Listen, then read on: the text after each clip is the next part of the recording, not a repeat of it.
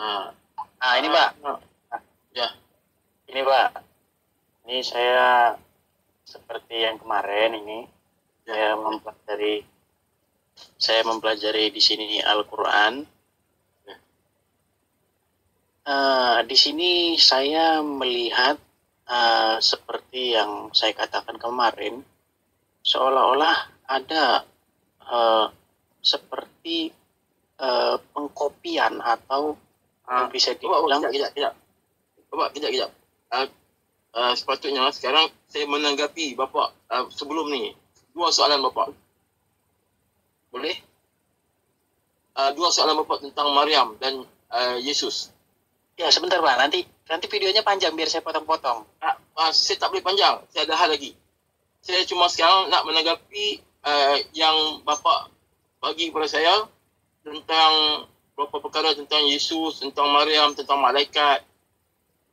Kita habiskan isu tu dulu Bapak. Dan insyaAllah nanti kita boleh sambung lagi isu-isu lain lah. Boleh Pak. Boleh. Pasal saya ada hal sikit. Ada masalah sikit. Ya. Boleh Pak. Boleh. Ini kantor BK ni. Kantor ada sikit problem. Jadi saya kena buat kerja di rumah. Jadi saya tak boleh lama. Tapi macam Bapak cakap lah. Bila Bapak tanya soalan dekat saya, sama saya. Jadi sekarang saya menanggapi soalan Bapak. Jadi saya minta masa untuk saya. Boleh? Siap. Boleh? Siap Pak. Silakan Pak. Okey Bapak. Pertama sekali Bapak. Saya minta maaf. Saya lewat pagi tadi. Saya ada hal. Saya tak boleh ni. Saya kena settlekan ada urusan lain. Yang kedua, kita punya kajian kita Bapak. Kalau kita tidak mahir dalam bahasa Arab, maka kajian kita akan bermasalah. Ya, akan bermasalah. So, sebab tu saya cuba untuk belajar bahasa Ibrani dengan bahasa Yunani supaya saya dapat faham teks Bible dengan lebih clear, lebih jelas. Jadi, soalan Bapak kepada saya tentang pertama ayat qala innama ana rasulu rabbika li ahaba laki ghulaman zakiya, kan?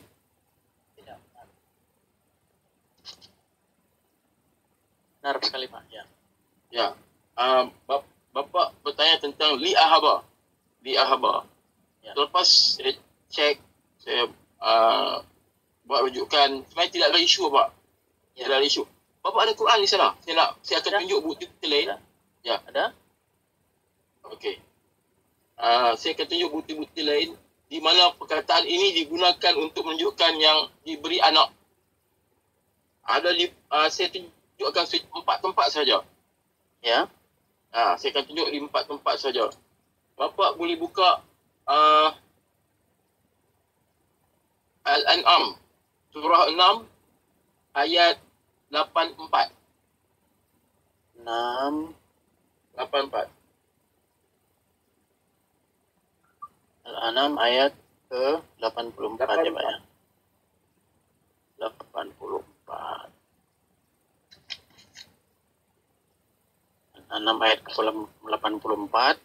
Di sini dikatakan wa wahabna lahu Ishaqa wa Yaqub kulan hadina wa Wuhan hadina min qablu wa min terus ayo Ya. Musa. Ini enggak ada ini Pak. Ahaba. Ya, okey Bapak. Bapak tengok sini. Sini. Ya. Nampak? Clear tak? Clear. Sebenarnya Bapak, li ahaba. Ya. Diambil daripada akar kata wahaba. Ya. Wahaba. Ya, dari kata hibah. Sebenarnya kalau kata dasarnya itu hibah, Pak. Hibah itu satu makna daripada dia. Kan saya beritahu sebelum ni, satu perkataan boleh berbagai-bagai makna. Ya, maksudnya kata dasarnya itu tetap dari kata hibah itu tadi. Bukan hibah. Wahaba. Ini kata dasarnya, Pak. Saya harap boleh nampak lah. Nampak tak? Ya. Wahaba. Ya. Wahab benar ni pun dari perkataan wahaba juga. Dari kata root word laki-laki yang sama. So di sini dia beritahu kami menganugerahkan Ishak dan Yakub kepadanya. Itu kepada Nabi Ibrahim. Menganugerahkan. So orang Arab, macam saya beritahu, orang Arab Palestin, dia dah faham dah. Wahabah ni maksud dia menganugerahkan anak kepada Maryam. Tidak ada masalah. So saya akan tunjuk lagi ayat lain Bapak. Boleh kita pergi ayat lain lagi? Ya, silakan Pak. 14. Surah Ibrahim. Surah 14, Surah Ibrahim, ayat 39.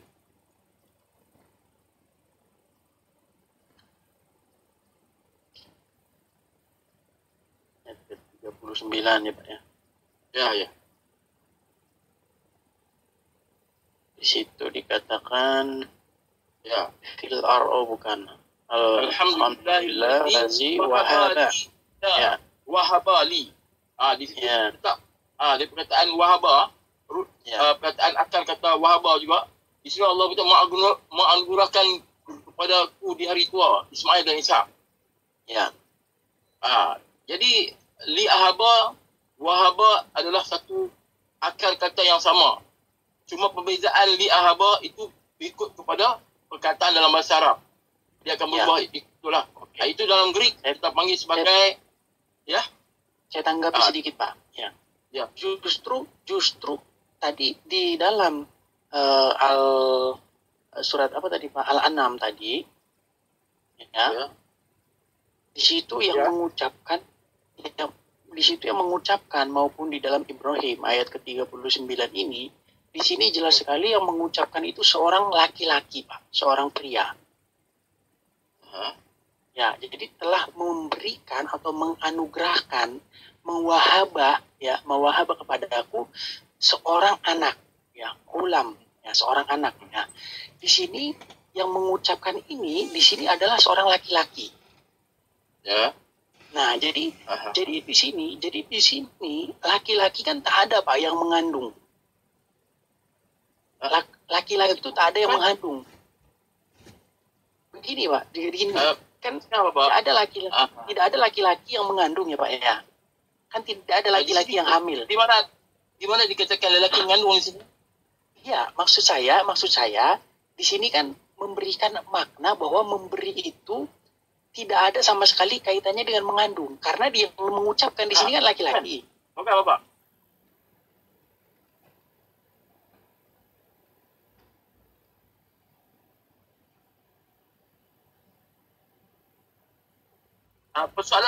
Soalan Bapak ialah apabila di dalam ayat Maryam tu, macam mana Maryam boleh faham yang dia akan mengandung dengan li ahaba? Hanya dengan perkataan li ahaba saja Maryam tu boleh faham yang dia mengandung. Padahal itu seolah perkataan memberikan. Itu soalan Bapak. Betul? Jadi Bapak tunjukkan dekat mana perkataan yang sama daripada li ahaba ni, perkataan yang sama di tempat lain yang menunjukkan yang itu akan maksudnya diberi anak ataupun beri zuriat. Tapi tidak mengandung. Tapi dia tidak mengandung kan, Pak? Ya, tapi di situ tidak ada kata mengandung. Maksud dia dalam bahasa Arab, maksud dia gini. Di sini kan ini kan yang mengucapkan ini kan Ibrahim. Ibrahim. Iya, di ayat 39 ini kan yang mengucapkan ini Ibrahim. Ibrahim kan berkata begini, Alhamdulillahillazi wahaba. Ini sama juga. Sebentar Pak. Yang mengucapkan di sini kan seorang laki-laki. Betul. Nah, jadi yang dimaksud dengan memberi di sini bukan berarti dia mengandung kan?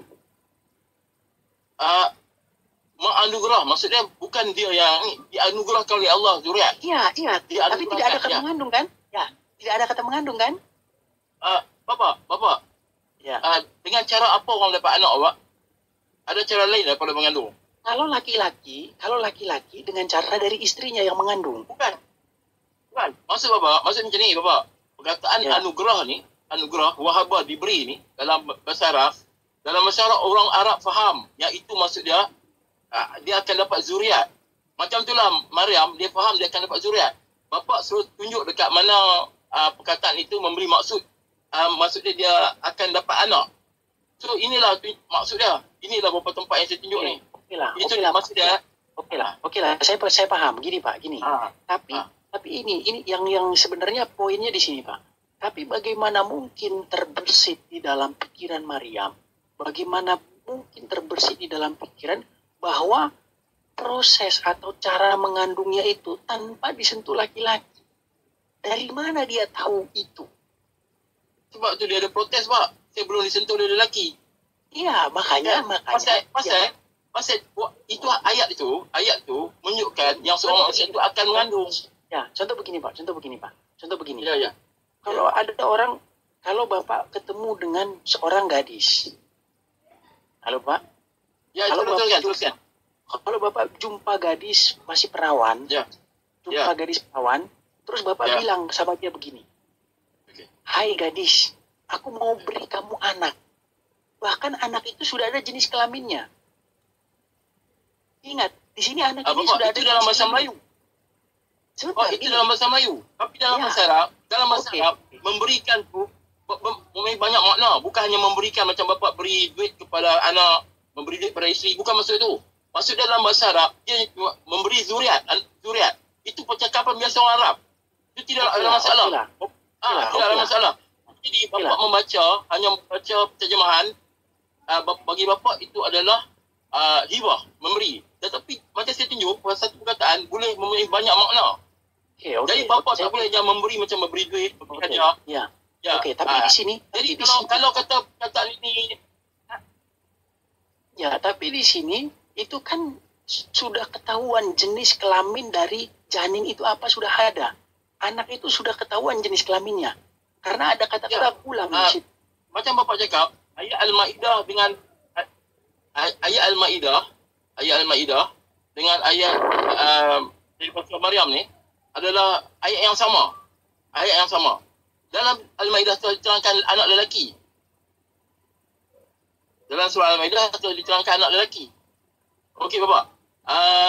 Saya lanjut lagi ya. Ada lagi 2 contoh yang tentang li ahaba ataupun wahaba ni menunjukkan akan dapat zuriat anak. Okey, saya sudah faham. Jadi Bapak, sekarang ni limitation ataupun kita punya masalah apabila penguasaan bahasa Arab kita kurang, kita akan salah faham Bapak. Kita akan terjadi salah faham. Okey, saya rasa saya dah tunjuk, Bapak tunjuk dekat mana li ahaba ataupun dia akan kata wahaba, dekat mana yang menunjukkan dapat anak. Saya dah tunjuk 2. Saya boleh tunjuk lagi 2. Di sini saya cari 4 saja, tapi saya boleh tunjuk lagi lah kalau mau. Jadi di sini sebenarnya tidak ada masalah.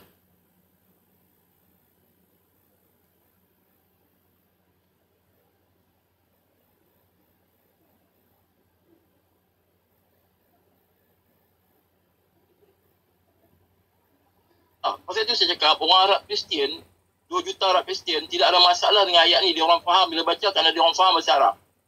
Apabila kita nak melakukan kajian, apabila kita kurang ilmu alat, so ini akan menyebabkan masalah, kesalahfahaman. Dan amat malang sekali kalau kesalahfahaman ni menyebabkan kita menolak Islam kerana kekurangan dalam bahasa ni. Sebab tu lah saya bertahun-tahun saya cuba belajar bahasa Ibrani dan Yunani. Itu pun saya tak pandai lagi, tapi still saya belajar. Jadi saya habiskan duit saya banyak untuk belajar bahasa-bahasa ni. Supaya saya tidak, orang cakap apa, saya tidak bias atau saya tidak tersalah faham tentang Bible. Saya takut saya baca Bible.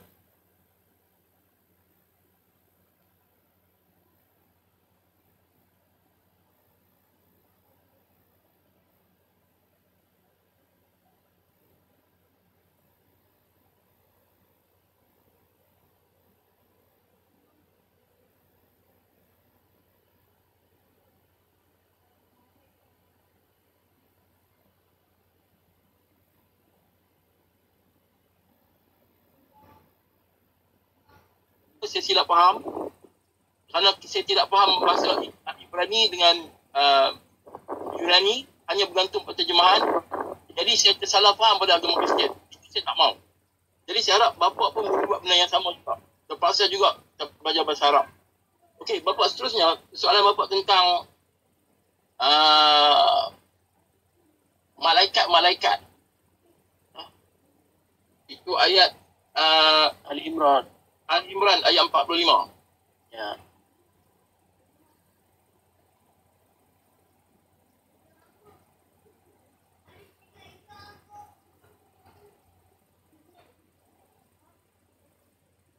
Malaikah. Malaikah. Idh qalatil malaikah. Malaikat itu di sini, Pak. Di sini di teks saya malaikat itu, bukan malaikat. Ya. Di Quran saya, isqalatil malaikatu. Ya betul lah. Saya berhenti kat situ. Saya wakaf. Saya berhenti. Ya. Kalau saya nak sambung, idh qalatil malaikatu ya Maryamu. Itu saya sambung lah. Tapi saya wakaf kat situ, saya akan bunyi malaikah. Malaikah. Okey. Di sini memang jamak malaikat-malaikat. Ya. Tapi saya nak tanya Bapak satu soalan.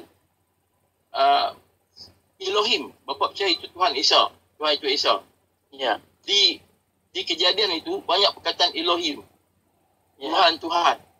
Bagi Ya. Bapak itu maksudnya di kejadian itu Elohim tu. Tuhan yang sebenar Elohim. Adakah jamak ataupun satu Tuhan saja? Jamak. Elohim Tuhan. Ya, jamak. Tapi kenapa diterjemahkan hanya Tuhan? Dan juga kata kerja dia satu manusia. Ya, itu beda. Beda sama ini, Pak. Enggak, bukan beda, Pak. Bahasa Arab dengan bahasa Hebrew, dia mempunyai satu, iaitu jamak, dia panggil plural of majesty. Plural of majesty. Maksudnya penghormatan. Ya, jamak keagungan. Jamak keagungan, ya. Saya minta maaf, saya tak tahu dalam istilah bahasa Indonesia. Jadi, Bapak, kalau Elohim tu, saya tengok, kalau buka di Alkitab bahasa Hebrew, di Genesis tu banyak Elohim, tetapi diterjemahkan hanya Tuhan. Satu Tuhan. Bukan banyak Tuhan. Sepatutnya diterjemahkan Tuhan. Tetapi, kata kerja hanya untuk seorang manusia. Satu. Untuk tunggal. Bukan Tuhan, kata kerja sepatutnya jamak juga. Tetapi tak. Kret, barak. Barak tu satu. Jadi, Pak,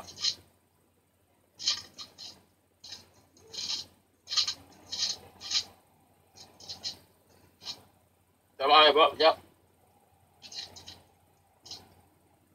Rashid bara Elohim. Elohim et Hashamayim ke et Haaretz. Ya, et Hashamayim wa aret. Jadi di sini Elohim adalah jamak Tuhan. Tetapi bara perkataan kata kerja hanya satu Tuhan. Satu untuk seorang. Jadi di sini, kenapa diterjemahkan hanya satu? Di sini maksud dia, bahasa Ibrani dan bahasa Arab sama, Pak. Dia orang mempunyai jamak keagungan. Jadi, apabila saya kaji ayat ni, dan saya tengok tafsir, ulama mengatakan, malaikat Jibril adalah seorang malaikat yang dimuliakan.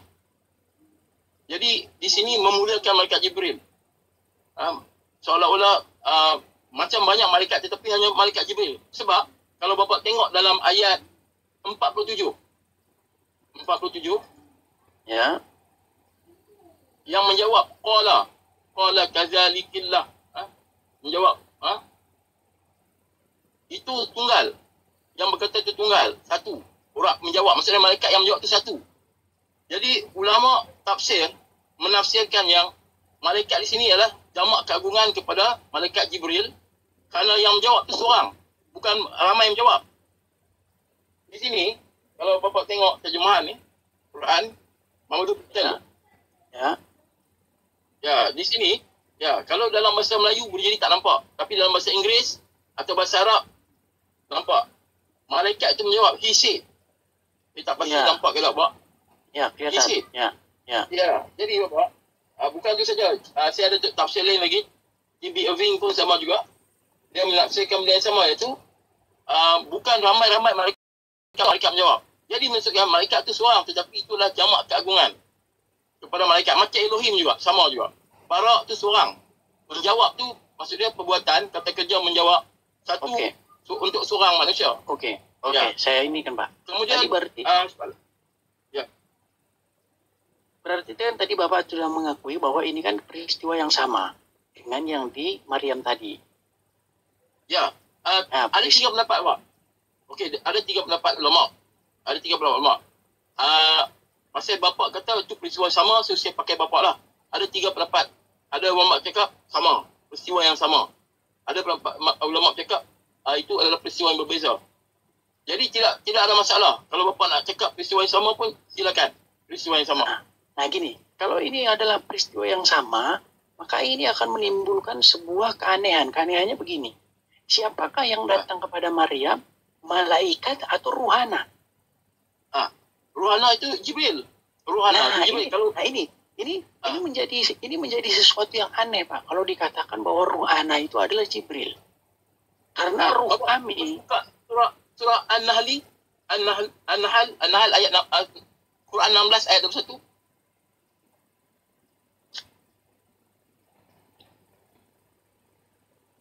Ayat 21, Pak.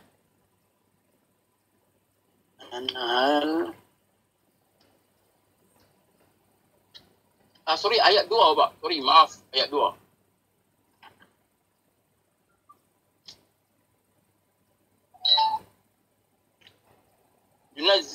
Yunazzilul malaikatu yunazzilul malaikatu birruhi min amrih. Ya, saya bacakan, Pak, ya. Saya bacakan, Pak.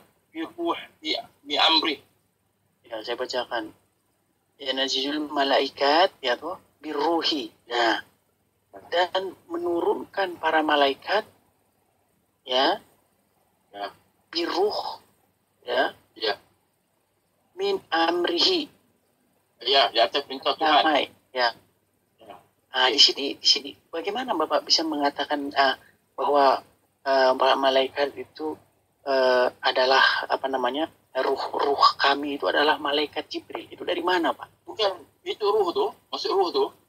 Di situ faham pentingnya faham tafsir dan juga ilmu-ilmu agama untuk tafsir. Selain bahasa Arab. Yunazzilul malaikah, maksudnya malaikat yang ramai. Ruh di sini adalah Quran. Pada malam ni, malam yang dikatakan malam diturunkan Al-Quran dengan malaikat Jibril. Malaikat di sini adalah malaikat Jibril. Walaupun dia malaikat yang ramai, tapi Jibril membawa wahyu. Quran turun. Itu maksud dia. Ruh tu adalah Quran, bukan ruh-ruh yang macam ni. Ya, kalau kita tidak faham bahasa Arab, itu tidak jadi masalah. Itu tidak jadi masalah, Pak. Yang saya pertanyakan, bagaimana mungkin ruh kami itu roh Allah atau tidak? Ruh kami itu ruh kami itu roh Allah atau tidak? Itu adalah maksud Bapak. Itu maksud lain kata nama Al-Quran. Allah namakan Quran sebagai ruh. Kita kan bahasan kita kan tadi di surat Maryam ayat ke-17 ini. Maka kami mengutus ruh kami. Ya, ruh kami. Maka kami mengutus ruh kami. Ruh kami di sini ruhnya siapa? Ruh Allah atau ruhnya siapa? Okey, saya boleh jawab, Pak. Saya boleh tanggapi. Silakan, Pak. Silakan. Ya. Okey. Bapak tahu tak? Dalam ini saya jawab daripada Old Testament lah, Torah. Dalam Old Testament, Tuhan juga ada kata rohku. Ya, roh kami. Rohku lah. Rohku. Jadi di situ rohku ni ada berbagai-bagai maksud. Syaitan pun rohku, Tuhan cakap dalam Old Testament. Jadi maksud dia bukanlah maksud roh Tuhan sendiri turun, bukan. Quran dinamakan roh. Quran juga nama lain Quran adalah roh. Nama lain untuk Quran adalah roh. Di sini dia katakan malaikat bawa turun Quran. Dan malaikat itu walaupun dia jamak, tetapi jamak keagungan, malaikat Jibril membawa turun Quran. Saya tidak permasalahkan mengenai ruhnya, Pak. Yang saya katakan, yang saya permasalahkan, kata ana di sini, kami di sini. Kami di sini itu merujuk kepada siapa? Ruhana. Kan ada kata-kata ruhana. Ya, ruh kami. Nah, kami ini merujuk kepada siapa ini? Kepada Tuhan. Ya, menuju kepada Allah. Berarti ruh kami di sini maksudnya ruhnya Allah. Itu Bapak salah faham. Gini Pak ya. Ya. Kalau memang di situ itu kan digabungkan ruh dan ana ya, ruhana. Ya, itu menunjukkan sebuah identitas, suatu kepemilikan. Ruhana, contoh misalnya tanganku, mataku, wajahku, ruhku. Nah, itu kan sama semua. Nah, itu ruhana, ruh kami. Nah, pertanyaan saya di sini, kami ini tadi kan saya tanya sama Bapak, ini merujuk kepada siapa? Jawabnya kepada Allah. Ya kan? Ya, nah, bagaimana mungkin kami, Bapak? Enggak. Gini Pak, gini. Saya memang sering mendapatkan terjemahan-terjemahan yang memberikan interpretasi semacam itu, ruh ciptaan dalam kurung kami. Tapi dalam teks aslinya itu tidak ada. Ya, dalam teks aslinya itu ruhana, bukan ruh ciptaan Anda, enggak. Bapak, kes yang sama kalau saya bagi dalam Old Testament, Bapak setuju tak? Dalam Old Testament ada benda yang sama. Ya, betul. Saya akan tanggapi Bapak melalui Old Testament. Silakan. Bapak ada Old Testament? Ada.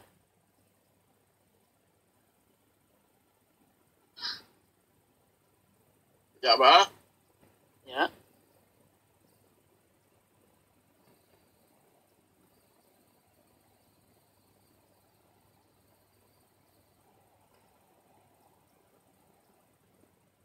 Bapak buka 1 Samuel 16. 1 Samuel 16:23.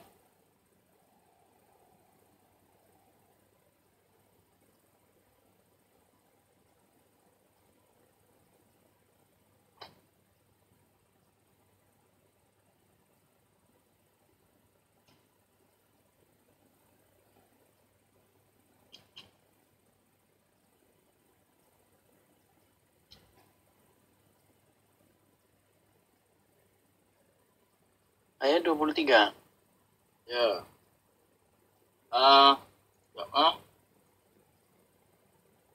Di sini dikatakan dan setiap kali apabila roh Minta maaf Bapak, silap. 1 Samuel 18:10. 18:10. Minta maaf Bapak. 18 ayat 10 ya.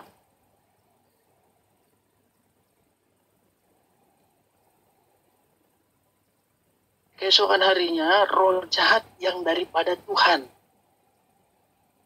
Roh jahat daripada Tuhan. Ya. Kalau Bapak baca dalam Ibrani, Ruach Elohim. Ruach Elohim maksudnya roh jahat dari Tuhan. Ya. So, dekat Genesis pun Ruach Elohim, tetapi Bapak kata itu roh Tuhan. Tetapi di sini Ruach Elohim, tetapi itu roh jahat. Takkan itu roh Tuhan jahat Bapak. Di sini diterjemahkan dalam ITB, terjemahan baru, roh jahat dari Allah. Di situ ada dari Allah. Sama juga roh kami, maksudnya roh kami itu, roh dari Allah. Maksudnya malaikat dari Allah. Bapak tak boleh ambil literal. Kalau Bapak ambil literal, takkan roh Allah jahat Bapak dekat 1 Samuel 18:10. Bapak boleh faham Bapak? Ini dari segi bahasa Bapak. Jadi kita punya kekangan, masalah kita dari segi bahasa Bapak. Bila kita kurang bahasa, jadi kita akan jadi masalah tentang pemahaman pada teks kitab suci ni. Jadi apa akan berlaku Bapak? Kita akan salah faham. Jadi menyebabkan kita salah faham, dan yang ditakuti kita menyebarkan kesalahfahaman kita tu kepada umat, dan umat pun turut tersalah faham kerana tak ikut cakap kita yang tidak berhati-hati dalam membaca teks. Itu yang saya takuti Pak. Saya cakap untuk diri saya Pak. Diri saya sendiri Pak. Saya cakap untuk diri saya sendiri. Okey. Berarti saya cukup puas atas jawaban ini. Makanya saya besok mungkin akan menanyakan suatu hal yang sifatnya lebih dalam dari hal semacam ini. Saya mengangkat satu tema. Cuman kata Bapak ada kegiatan. Ya, sekarang ini kantor sudah ribut. Saya cikgu. Saya kena ajar online. Saya kena ajar online dekat saya. Jadi saya pun sedang siapkan materi-materi untuk sama ini saya relax saja dekat rumah. Tidak ada masalah. Selepas jumpa Bapak, saya dapat arahan kantor untuk settlekan masalah ni. Tapi insyaAllah kalau ada masalah Bapak, saya akan teruskan lagi diskusi ni. Dan saya sangat terima kasih kepada Bapak. Bapak apa Pak? Saya elektronika. Ya, saya bukan ustaz. Ya. Jadi Bapak, saya terima kasih Bapak kerana Bapak mensoalan saya dapat banyak saja. Saya buat rujukan dan sebagainya. Ya. Jadi saya asal teruskan kerja saya Bapak. InsyaAllah nanti kita akan boleh online lagi. Siap. Terima kasih Pak. Terima kasih. Terima kasih Pak. Ya. Baik.